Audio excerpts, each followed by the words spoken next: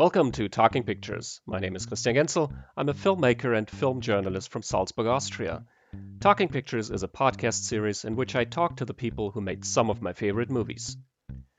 Today's guest is director Carl Schultz, and our conversation revolves around his work on the TV series The Adventures of Young Indiana Jones, or The Young Indiana Jones Chronicles, as it's later been retitled. This lavishly produced early 90s show, a spin-off of the popular Indiana Jones movies, follows the adventures of Indy as a boy, played by Corey Carrier, and as a young man, played by Sean Patrick Flanery, encountering numerous famous historical figures and events. Carl directed several episodes of the show, including the first few episodes, which has the protagonist meeting contemporaries like Pancho Villa, Winston Churchill, and Theodore Roosevelt, and learning about the Mexican Revolution and the suffragette movement, among others. He also made the famous Mystery of the Blues two-part episode set in Chicago, where Indy meets jazz musician Sidney Bechet and gangster Al Capone. Furthermore, Carl directed many of the bookends of the show, segments with a 93-year-old Indy, played by George Hall, reminiscing about his earlier adventures. Carl Schultz was born in Budapest, but left Hungary in the 1950s and moved to Australia, where he established himself as a versatile storyteller. He directed several TV productions, including the miniseries Ride on Stranger from 1979, based on the novel by Kylie Tennant set in the 1930s, and the miniseries Lefka's Man from 1981, based on a book by Hammond Innes. Carl also directed several notable theatrical features, including the 1983 drama Careful He Might Hear You, the quiet story of a young kid caught in a custody battle between his two aunts, which won 8 Australian Film Institute Awards. Also, the David Williamson adaptation Travelling North from 1987, the deeply human story of an old curmudgeon who tries to enjoy his retirement days without going through the pains of addressing his health problems. And Carl's American debut, The Seventh Sign from 1988, an apocalyptic horror movie starring Demi Moore and Michael Biehn. In our conversation, Carl recalls the freedom he enjoyed as a director on Young Indiana Jones and his impressions of the show's writer's room. He also discusses his thoughts on the old Indy bookend segments and his general approach as a filmmaker to the young Indy stories. The interview was conducted in connection with our German language podcast Lichtspielplatz. So if you speak German, please visit lichtspielplatz.at and check out episode number 67, which features an in-depth look at the Young Indiana Jones TV series. Also, make sure to listen to my interview with actor Sean Patrick Flanery here on Talking Pictures. If you enjoy my conversation with Carl Schultz, please visit talkingpicturespodcast.com to check out more interviews and follow us on Facebook and Twitter, or X as it's called now. So without any further ado, here is Carl Schultz discussing how he came on board of Young Indiana Jones. Well, it was to do with Rick McCallum. Rick McCallum and I were going to do a film a couple of years before. With Dennis Potter had written the screenplay, and we were on the way. We were already doing some casting, but the financing never came together, so it fell apart. But I got to know Rick McCallum quite well, so when I was going to do another Hollywood film, which again got cancelled, and I was on my way to Los Angeles, but I was in England when I got a phone call to say the film has been put back. So I was stuck in England, but then I got a phone call from Rick saying, I heard that your film was cancelled. Why don't you come and work with me on the Young Indiana Jones series? So I said, well, yes, that'd be quite nice. And that's how it started. So it's because of Rick's, the connection with Rick that I came to it. Yeah. It must have been a relief at that point, right? To lose one project and get the next one, right? It was because, as I say, because of the cancellation of that film, I was stuck in England, and something had to be done, and it was very fortunate. And so I came up to London, and I met with George, and it was fine. So that was me for the next 4 years, Hmm. just about, yeah. How familiar were you at this point with the world of Indiana Jones? Well, obviously I've seen the films, but that's all. I think, by then I had a couple of Australian films that had some good reviews and got very good attention. And because I got to know Rick quite well, it was an introduction to George, and of course he and I got on very well as well. But it's not until you start to work together that you know whether it's going to be okay or not. Yeah, fortunately, it was. He was at the very beginning of the Young Indiana Jones series when he was just setting it up, having writers, finding directors, and so on. So I was right at the beginning of it. Yeah. So how involved were you with the development of the series? Yeah, well, as I say, he was at the stage when they were still having script sessions that George was leading in California at the ranch, and I went there for a couple of weeks, sitting with the writers while they were working, and it was very, very interesting because it was a kind of collaborative way of working. All the writers were there, but George by then had a great big. It wasn't large in numbers, but he had a team of people who were doing research into that period of time. From the turn of the century, 1900 to 1920, 22, because he had this interest in doing the series, because he had some education foundation, and his intention was to do something that would educate particularly the American audience, younger audience, in world history. It's his passion. So, are you familiar with how they? Because you probably had read this already. It's been documented, I think, about how the writers work together. And no, actually, that would have been one of my questions regarding the writers' room. So, I mean, there were a lot of different writers on the show, and some of them were quite famous or became quite famous, like Frank Darabont. Yes, yeah. Frank was at that time. He hadn't. Well, very soon after that, he did Shawshank Redemption, etc. But at that time, well, some of the writers were already well known. Most of them were British, English. Again, because Rick's experience had been in London, working in British television, but it was conducted by George. He had an outline of the stories that he wanted to do, and then they would discuss it.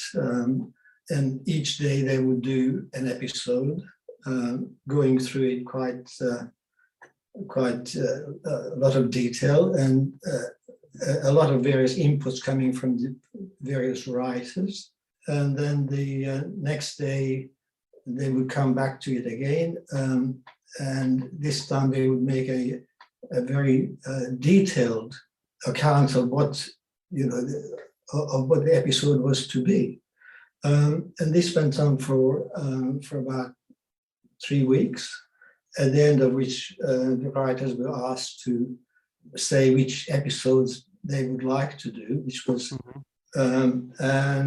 if they couldn't make a choice, then George would allocate that episode to them. So each one of them had, I think, 2 episodes to do, and they were sent away for about a month, and then they came back and again, it would be revised and looked at, but it was very important that the episodes were very detailed and completely finished, because it was to be shot in various places all around the world.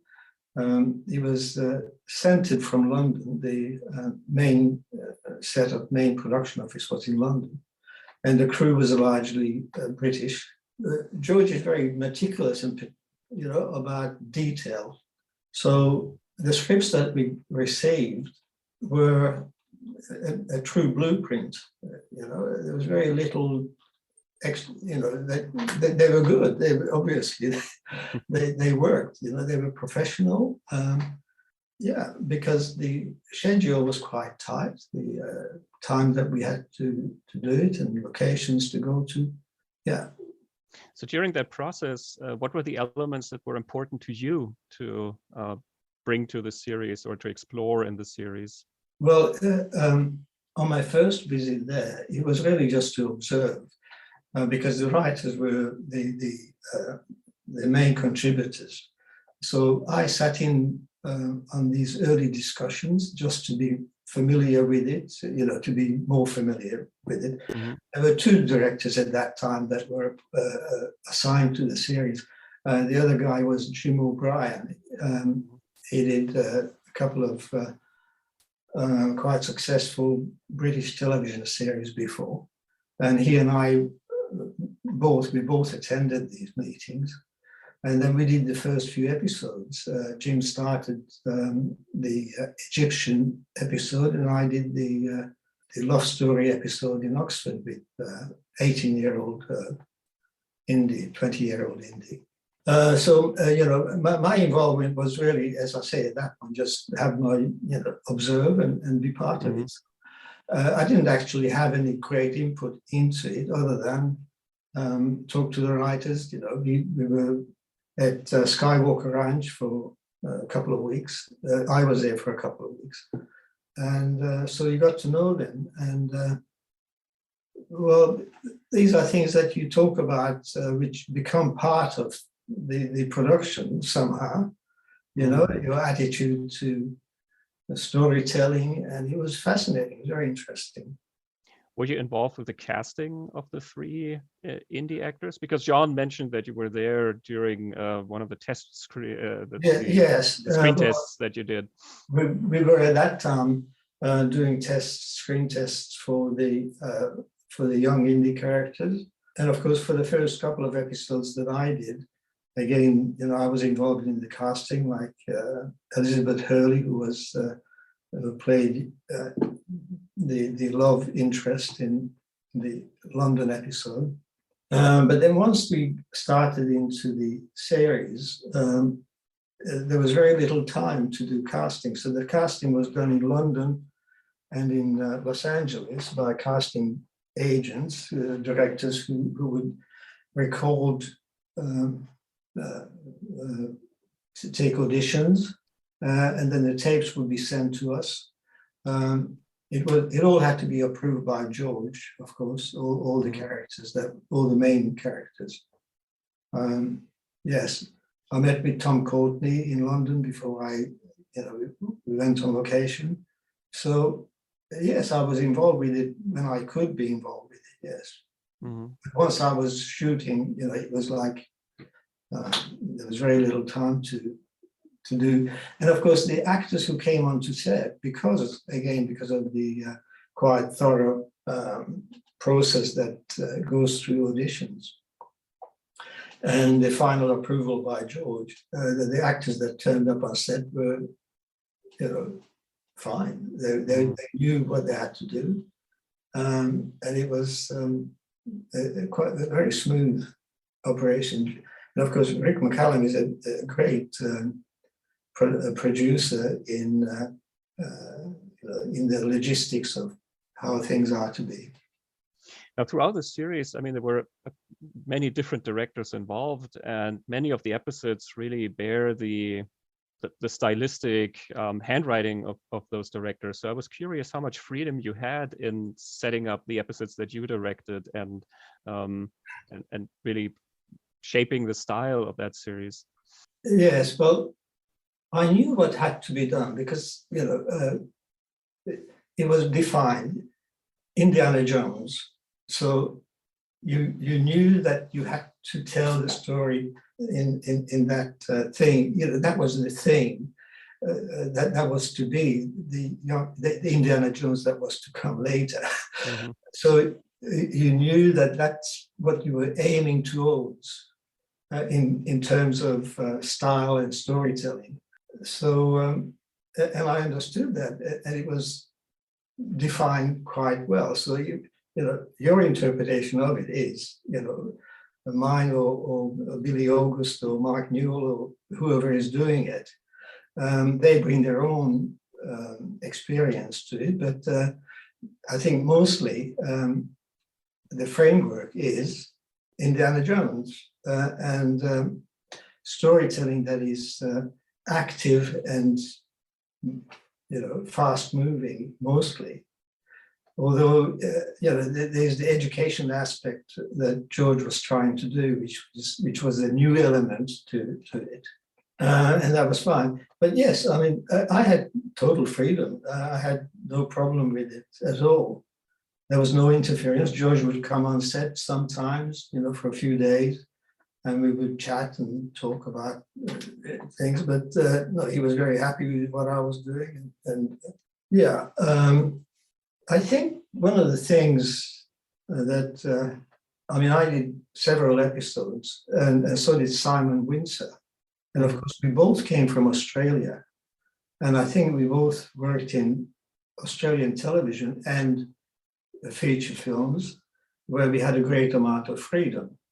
Unlike Hollywood, where directors usually have to work with the studios and there are so many cooks, that you have to deal with. But because of that, I think that's why both Simon and I were kept on the series, because we knew how to deliver this. Yeah, I think so. Mm-hmm. Yeah, it's certainly unusual for a TV series to give the director so much freedom that you would really have episodes that, if you look at the Nicholas Rogue episode, for example, that's a completely different tone than the episodes that you directed, or the episode that Dick Maas, for example, directed, the Dracula episode that followed. Very unusual. Yes. Well, one of the things that George said to me once, he paid me a great compliment. He said, because he was back in San Francisco, back at the ranch, and we would send dailies back to him, and he would look at it, and we wouldn't see it until 2 or 3 days later, but he would get them before we would. And he said, getting your dailies is a bit like Christmas. You get everything you asked for, and then you get an extra little package as a surprise. And because this is in terms of freedom, you see, because I would make up little scenes. For instance, with the kids, with the Roosevelt episode, when we were in Africa, I was working with the 2 kids, and we would, there would be things that they would do which I would, incorporate into the film. Like there's one which they're trying to communicate, and Masai was trying to tell Indy how to use this stick to clean his teeth, and Indy's saying this is toothbrush. So it's all kind of made up, Okay. And the Maasai kid is trying to teach you how to say it in Maasai. So that kind of, I had that kind of freedom where I could just make, and shoot it and send it, and George would, like it and put it in. The other thing was with the love story episode, Indy is speaking all these several languages, and they have a little competition about, you don't speak this language or that, and they, and I even added an extra line about, but you don't speak Hungarian, and of course he does. Yeah. So, that wasn't in the script, but I put it in, and again, it was a laugh, and it's in there. So that kind of thing. Yeah. Yeah, that sounds like a really great way to work, to be able to to add little things and add your little touches and explore the scenes a little bit more? Well, it was exciting for me too, because I knew that once you know that you're in a group of people that appreciate what you do, it is so easy, you know. I mean, that was well, apart from having to be on location and away from my family, but you know, sometimes they would come and stay with me for a few weeks in the middle of shoot. Now, the series, I think, in terms of the production values, just was a very elaborate production, especially for that time when TV was still often just a one or two set kind of affair. And the Indy series was very much, it looked like a movie, essentially. Yeah. Can you talk a little bit about the just the production and how that differed from other TV experiences at that time? Well, yes. Again, because well, it was the beginning of the kind of post-production manipulation that happens now. You know, much of that was experimental. But again, we had facilities, and George was very interested in developing those facilities. Like there were scenes where half a dozen horsemen become 40 because you could multiply it. But it was very much the beginning and you know, it's such an experimental stage. I was involved in the way that I knew when there were scenes that had to be shot like that, you know, you would storyboard it and make sure that those post-production things could happen. In some, you know, quite a lot was done, obviously, in post-production. We even borrowed scenes from other movies sometimes, where, you know, and incorporated into the body of the film. Once you finished your episode, I'd go to the editors, which were, you know, George's office was upstairs, the editors were downstairs, so he was like right there, and go and work with the editors. By the time you got there, they would have assembled the episode, and then you would work through and cut the film. George would pop in every now and then, and would discuss some things, you know. But it was very straightforward. Again, you know, the editors understood his way of working, and the facilities were very, very good, very up to date at that time. But it was, as I say, it was the beginning of that kind of, well, it was experimental largely at that point. You also directed a lot of the bookends of the series, the segments with the old Indiana Jones who's telling the stories of his youth. So how come you directed so many of those bookends, and what was your approach in directing those? Well, you see, okay, once again, that was an afterthought. It happened about a year after we finished the series. And we were based in North Carolina. That was it, yes. And it was George's idea. And he wanted to have the three ages. I don't think it was successful. I don't think it ever was quite, you know, what it should have been, what he thought it would be. And I think later he recut, well, I know he recut and he had combined some of the episodes together without the bookends. I shot most of them. I'm trying to think back. It was quite a long time ago now. And I had an Australian cameraman that because we couldn't get Tattersall for the bookends, so I had an Australian cameraman that I worked with, came over and we shot all the bookends. It was okay, but somehow it never felt all that comfortable while I was doing it. And why is that? You know, because it was, I don't know, I just couldn't get into the old Indy's head, you know, why he's reminiscing and you know, it was kind of unnecessary, I thought. Anyway. It's interesting because obviously, yeah, all those scenes have been deleted in the in the version that we have nowadays. And the segment that's missing in a way, or the effect that's missing in a way, is that, I mean, Indy meets all of those famous people, and he is basically at every important historical occasion in that time frame.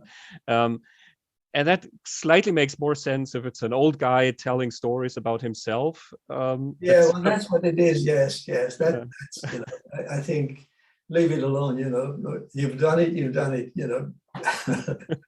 It's like me talking about it now. It's like it was done. It was great then, and just forget about talking about it. Mm-hmm.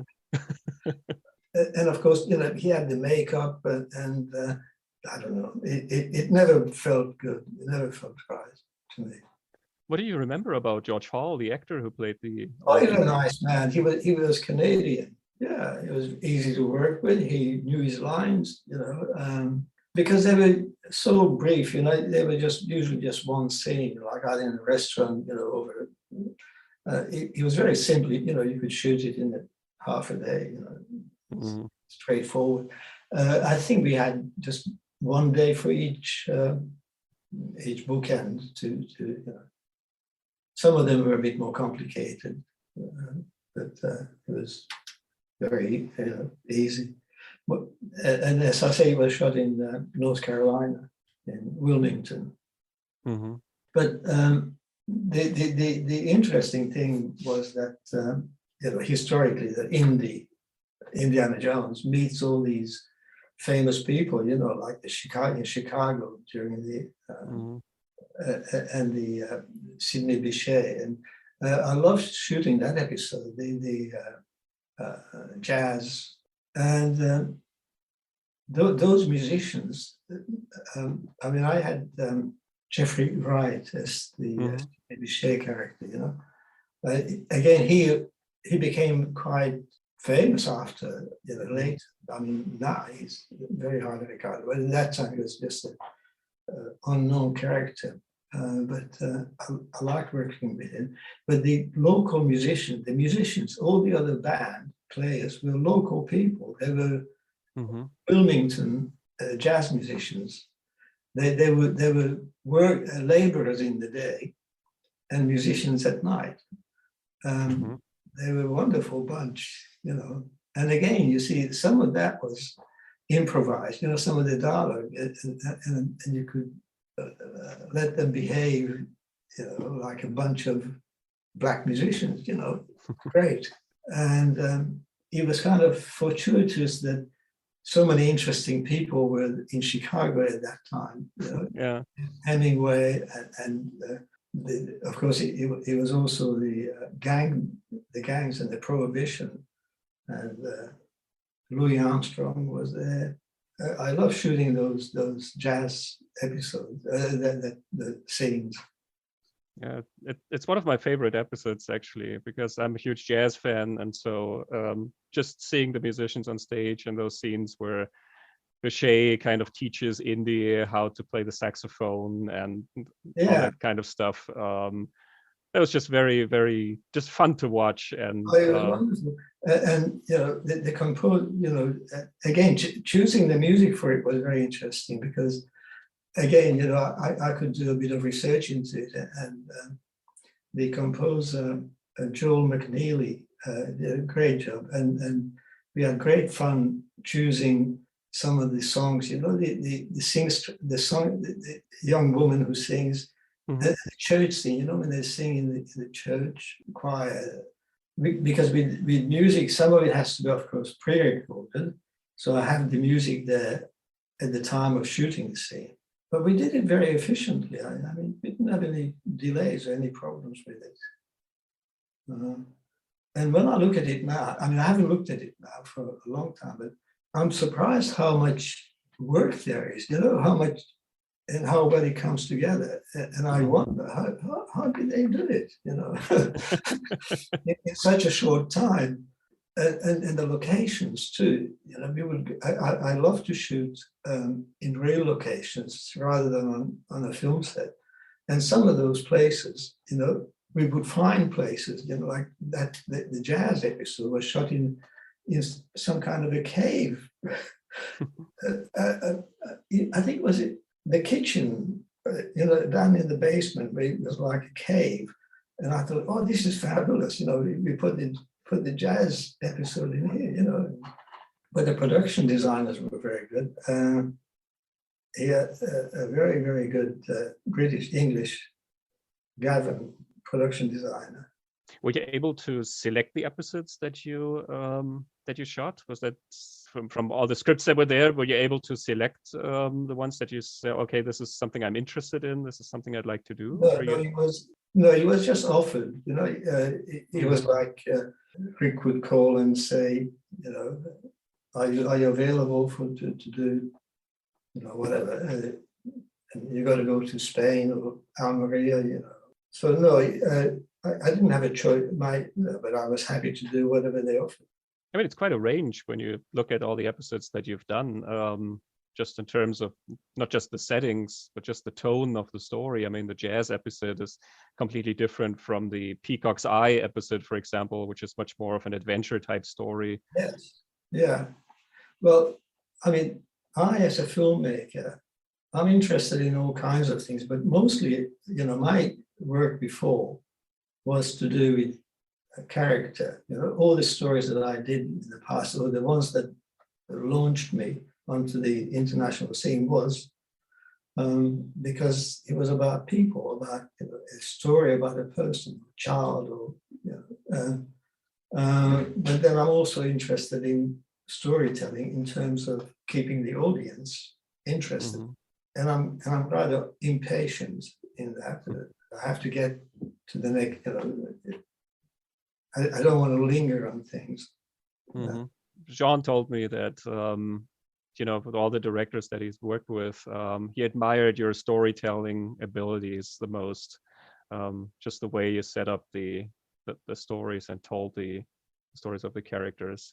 Well, look, it's really very straightforward, because I think some people overcomplicate it, and I've seen directors in the past who just overcomplicate, because they want to get something, because they want to get their way, or whatever they have in their head.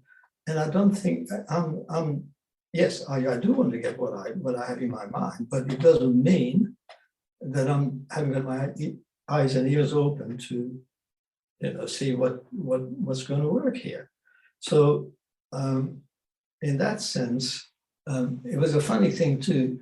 When we were doing these, we've done several episodes. This crew had worked with, Mark Newell, Terry Jones, Nick Rogue, all of them. And they, Rick was a funny guy. He used to kind of ask the crew for comments. And one of them was, can you give marks for the directors that you worked with? Oh dear. And he told me that the crew said, one of the questions was, who achieves most in a day? And I came well on the top. Simon Windsor, you see, again, because we came out of that Australian school of, unfrightened of anything. It was like we didn't need to worry about anything other than just tell the story. We weren't concerned about, and I think that's what Australian filmmaking at that time, in the 70s and 80s was. It was beginning. Australian film was just beginning.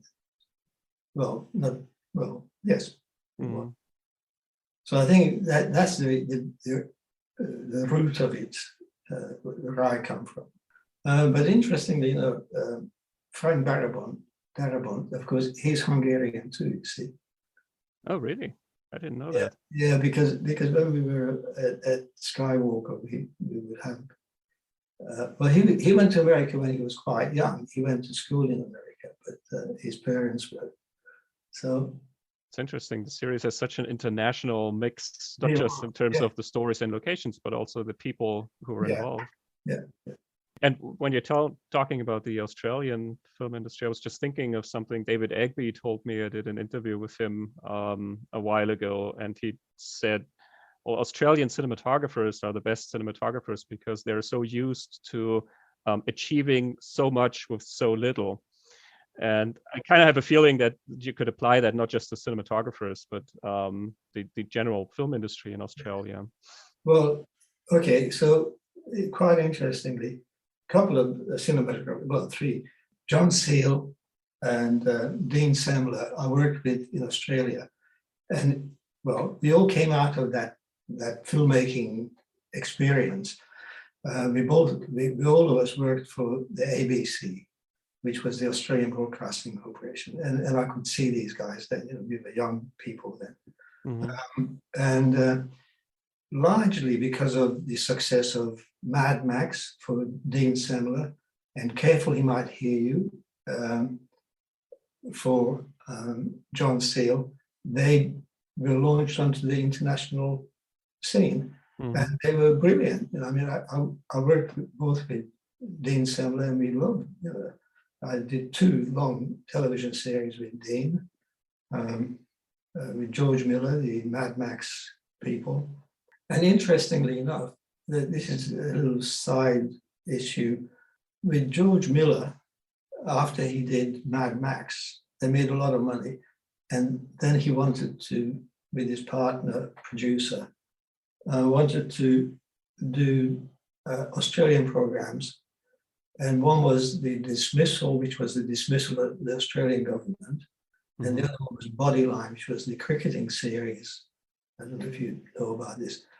And both those series we did in a collaborative kind of way, where the writers would be together, the directors would be there, we would discuss it.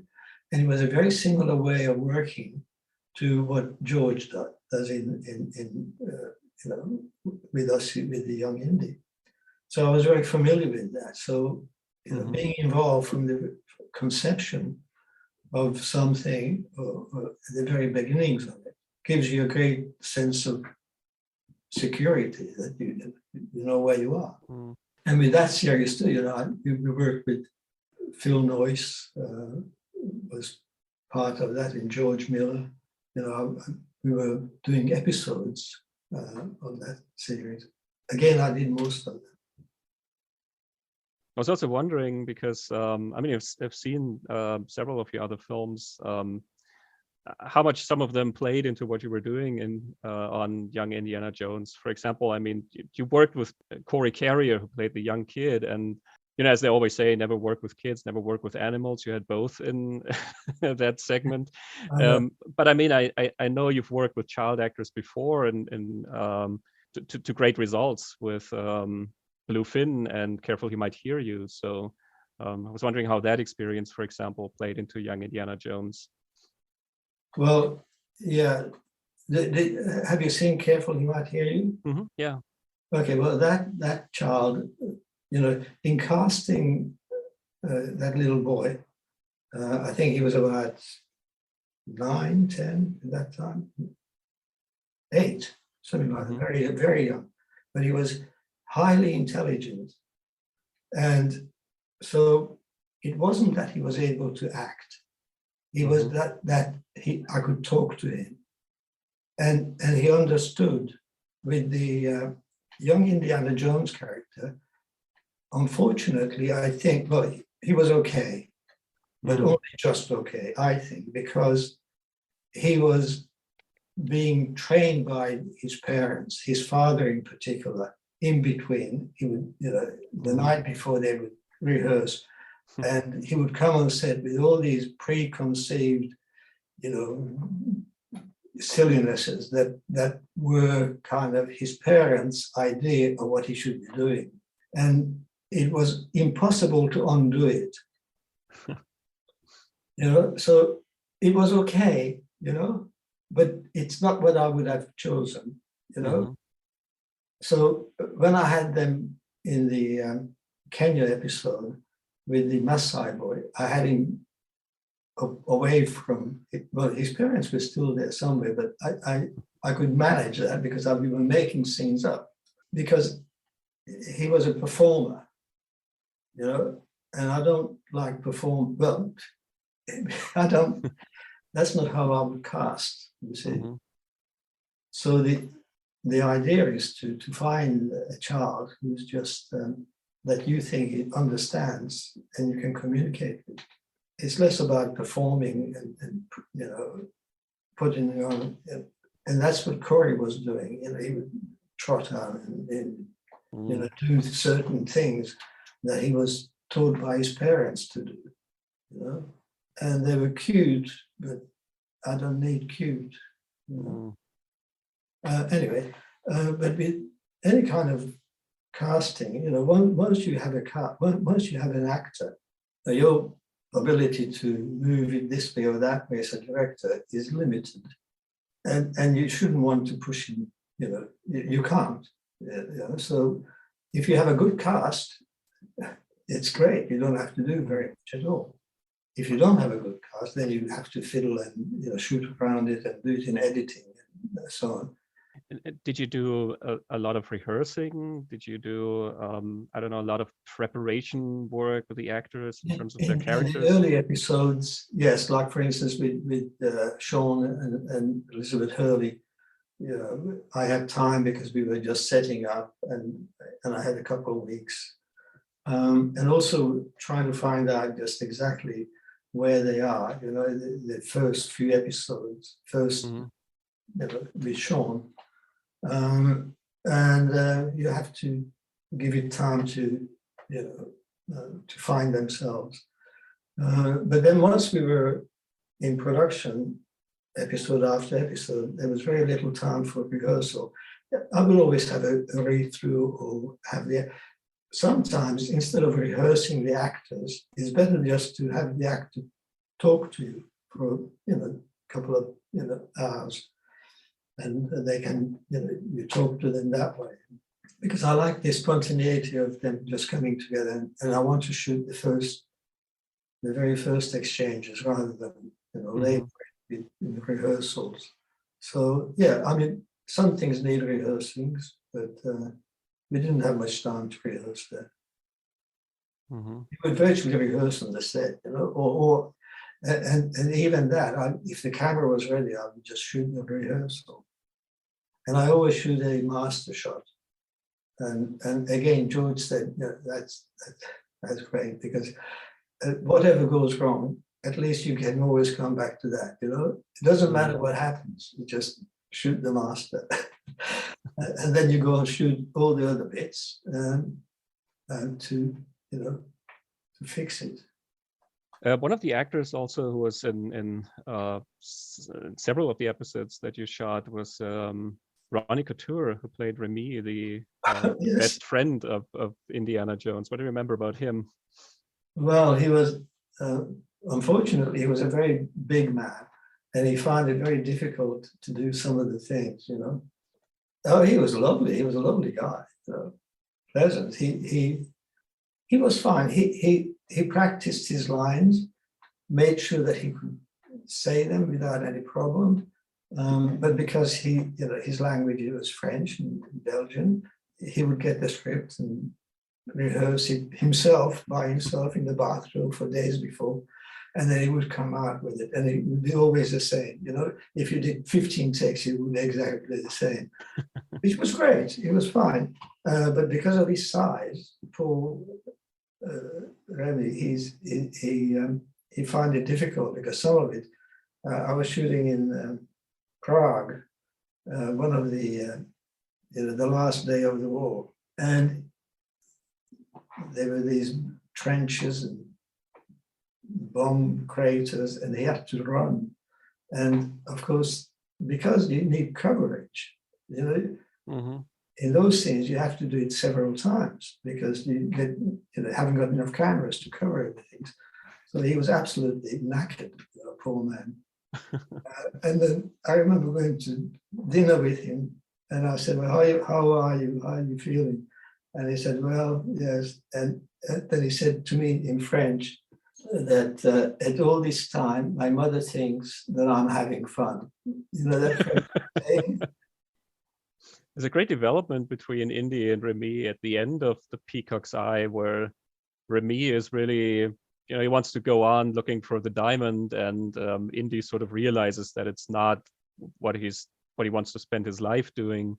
Yes. So there's a lot of tension between the characters, which is interesting because throughout the entire series, the two of them are just, always best friends, and Remy is a sidekick. And Yeah. here we have just a little bit more meat to their relationship, I think. Yeah, it's a very nice scene. That I remember that. I shot it at sunset. Again, it's kind of one take, Well, I think we might have a couple of takes because the close-ups would have to be, but it's the first time, as you say, that Indy says. I think also, that episode had Tom Courtney, the anthropologist. Mm-hmm. Is that the one? Yes. Yeah. Well, Yes. I don't remember the name of the character, but yeah. When he decides that he's not going to chase after dream, these things. Life is about. But it's a very nice scene. It's just quite an emotional scene. And we shot it at the end of the day. You see, some of those things come together when you push for time, because like that was it, 5 minutes later, the life is gone. You can't do it anymore. So you get the actors into a place where they are able to connect like that, Yeah, those are some of my favorite moments, just the moments between characters, the emotional moments or the relationship moments. I'm always looking for those, and just those little details. I think they really make a story, if it's regardless of whether it's an adventure story or a drama or a political thriller. But I mean, it's always about the relationships between the characters, I think. Yes. Yeah, absolutely. And there are not many moments like that, unfortunately, because of the style, the Indiana Jones. It's keep going as the story has to be told. But yes, and you always look for those things, and sometimes they're hard to find, and sometimes you have to invent them, like or do it without try and communicate that idea without having a particular scene, so that you observe the characters and try and read their minds, or what you think is important. Now, you also worked in one occasion with the original Indiana Jones, the Chicago episode, where you did the bookend with Harrison Ford, right? No, I didn't. No? No. Well, yes, he's in that episode. But what happened was that episode. Well, I'm in North Carolina, and he's shooting another film somewhere in Colorado, and George talks him into come and do it. So he comes off the set for one day, and George takes a second unit to, and they shoot that. Okay, but it's the opening scene of the episode. So yeah, George is shooting second unit for me. I see. And there is some silly thing somebody put on International Movie Database that I'm the only one who ever worked with, other than Steven Spielberg. I don't know what he did, but no. But yeah. That would even make you the only person in the world to have worked with all the actors who played Indiana Jones. Yes. Well, except for River Phoenix, who was the young Indy in the third movie. But other than that, yeah. But it's crazy how these things come about, isn't it? Like Sean, he loved Indiana Jones movies, and then next thing he's supposed to be the young Indy. Yeah, he told me the auditions were very easy for him because he never thought that he stood a chance to actually get the part. So it was just he went to the auditions and said, "Yeah, fine, I'll do this," and that's because he was never nervous. Well, I remember watching maybe 6 or 7 finalists, and he stood out as being by far the best of the choices. And of course, he really threw himself into it because he became very agile, and he was very agile. And he had to learn how to ride a horse, and he did it brilliantly. And he did acrobatics and all sorts. It was very good. He told me he even played the saxophone in the jazz episode. Oh yeah, a little bit, yes. Yeah, no, that was great. So how much did you follow the reception of the series, the reviews and everything? Well, not really, because I wasn't in America at the time. So, and they were shown here in England and elsewhere, but I wasn't following it really. And I know that George had some problems with the distribution of it, but I think he knew that this was not going to be as popular as well, but I think he was happy with the series. I mean, he spent a lot of time on it, and he keeps on looking at it, even trying to make it better, and he can see what might have been done better, differently. But look, it was a good attempt. Were there any episodes that were being discussed that you might have directed, but that never came together? No. Well, those discussions would have been between Rick and him and the writers. So once I was shooting, I would shoot and then go and edit and be there for the mix. But I wasn't part of that anymore. I'm a hired hand. I'm a hired gun. I go and shoot. I mean, I've been out of it now. I'm retired. And of course, this was done 30 plus years ago now, or 30 years ago. So my memory is not that good about some of the things. So, but I'm happy with it. But the only thing is that because I spent so much time on it, that I kind of neglected certain other aspects of my career. But it was good.